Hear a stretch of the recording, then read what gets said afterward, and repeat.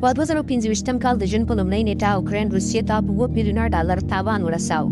اوکراین د روسیې دننه د ډرونونو په واسطه داسې بریدونه ترسره کړل چې د روسیې 40% جنګي الوتکې یې له منځه ویوړې، چې ټول ټال یې روسیې ته 2 بیلیونه تاوان ورساو. د کوچنیو ډرونونو په واسطه 40 هغه جنګي الوتکې یې له منځه ویوړې چې د اوکراین په بمبار کولو کې یې برخه اخیستې وه. په دې کې داسې الوتکو هم شتون درلود چې د اټومي وسلو د وړلو توان یې درلود. خو څنګه اوکراین وکولی شول چې د اوکراین د سرحد څخه لرې 4000 کیلومتره د روسیې د سایبریا په مختلفو پوځي هډو باندې د ډرون بریدونه ترسره کړي؟ په دې پلان د ډېرې مودې څخه کار روان و.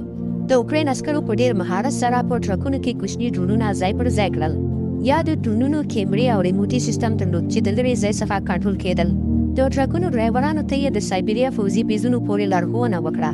جالبه دا ده چې دا ډرایوران روسي عسکرو او د پیسو په مقابل کې یې دا کار کولو، یعنې غداران وو.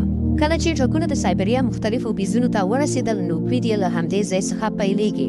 نو ډرونونه له ټرکونو څخه پورته کړل شول او د روسیې په الوتکو ور وغورځول شول او 40 جنګي الوتکې ورته له منځه ویوړې. په لومړي سر کې روسي استخبارات هیڅ نه پوهېدل چې څه وشول.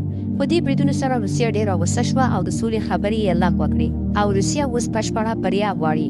په پای کې به له تاسو سره دا پوښتنه پیدا کېږي چې ولې ډرونونه د روسیې رادار کشف نه کړل؟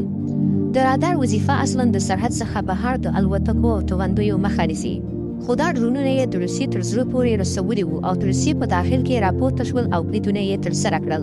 او بل دا ډرونونه ډېر کوچني وو چې قیمت یې $500 او $1000 پورې